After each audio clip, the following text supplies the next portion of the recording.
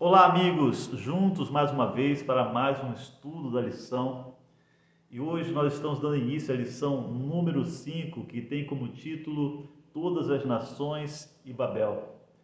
Nós vamos ler o capítulo 11, verso 9, é o verso para memorizar dessa semana, mas antes eu quero orar com você. Feche seus olhos e falemos com Deus. Senhor, ilumina nossa mente, em nome do Senhor Jesus. Amém.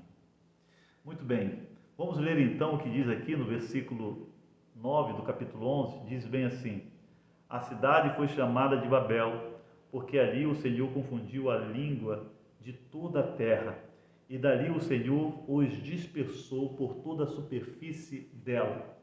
Muito bem, nós acabamos de estudar sobre o dilúvio, né?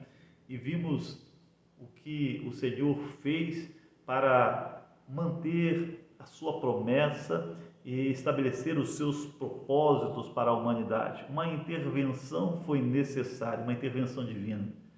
Quando nós vemos a sequência logo após a queda do ser humano no capítulo 3, quando chegamos no capítulo 6, versículo 5, Deus olha o coração do ser humano e o coração do homem era continuamente mau, todo o desígnio, todo o propósito do coração do homem.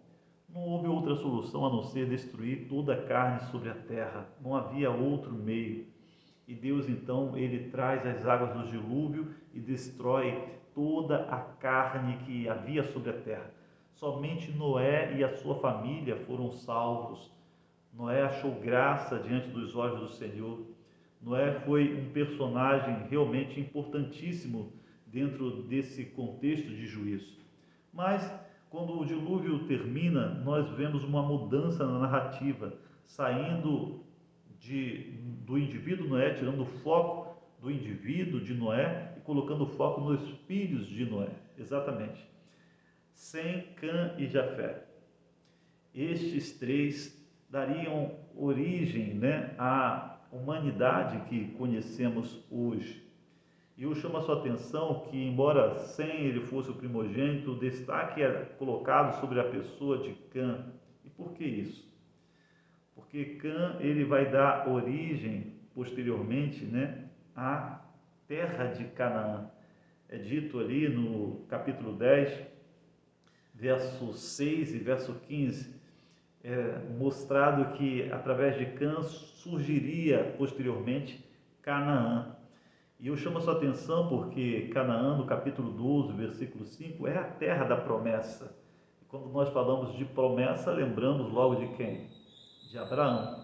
Está ali no capítulo 12, versículo 3. E ali é dito que em Abraão seriam benditas todas as famílias da terra. Sabe, o propósito de Deus em abençoar a humanidade foi visto desde o início.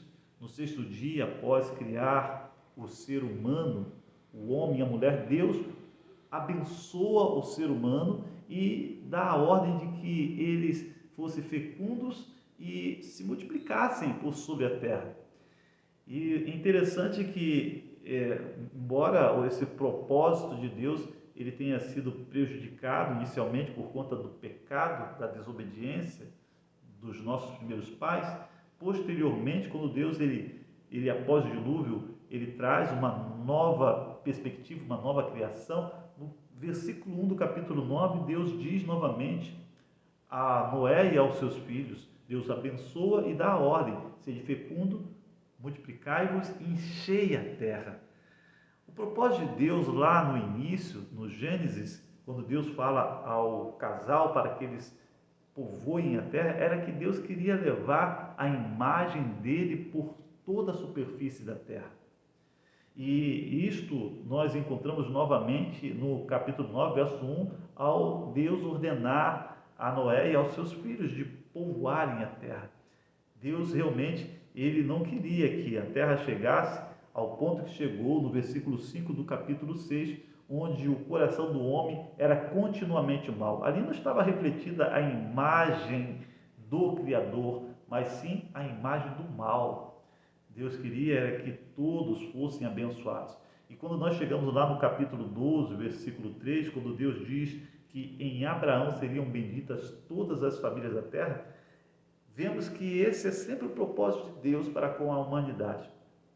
Porém, mais uma vez, nós encontramos ali no capítulo 11 uma interferência tentando frustrar este propósito de Deus de abençoar todas as famílias da terra, de abençoar a humanidade, com a Torre de Babel. O fato é que os construtores desta torre, eles queriam elevar esta edificação, esta construção até os céus. Bom, com a ideia de se livrar de um futuro dilúvio, mas na realidade havia algo além disso. A grande verdade é que eles, na realidade, como diz o texto, queriam tornar célebres o nome deles. Quando sabemos que só há um nome a ser realmente exaltado e glorificado, é o nome de Deus, e a obra deste é a criação do universo e a redenção do ser humano. Já os construtores, eles queriam usurpar o lugar de Deus, e não somente isso, eles queriam dominar todas as pessoas debaixo do céu. Estavam todos juntos num só lugar, falavam uma mesma língua, exatamente, uma só linguagem, ou seja, tinham um único pensamento, a ideia de um governo totalitário. Sabe, Deus, ele intervém mais uma vez, e a intervenção divina é confundindo as línguas daquelas pessoas, de forma que eles não se entendiam mais. O versículo 8 mostra, o versículo 8 do capítulo 11, que através dessa intervenção eles se espalharam, se dispersaram. Sabe, diante da maldade do ser humano, Deus vem e transforma o mal em bem. Deus, ele amaldiçoou Cã ali na tenda de Noé, amaldiçoou as nações confundindo as línguas, mas desta forma ele consegue cumprir com o seu propósito, como diz no versículo 9, espalhando todos eles, dispersando todos eles pela superfície da terra, a fim de abençoá-los e cumprir o seu propósito, como é descrito em Gênesis capítulo 12, versículo 3, na pessoa de Abraão. Bom, eu quero dizer para você que Deus está sempre no controle de todas as coisas. Ele é o soberano, ele deve ser exaltado, o nome do Senhor deve ser exaltado pelo que ele tem feito, pelo que ele fez, faz e fará. Que Deus te abençoe. Um forte abraço e até a próxima.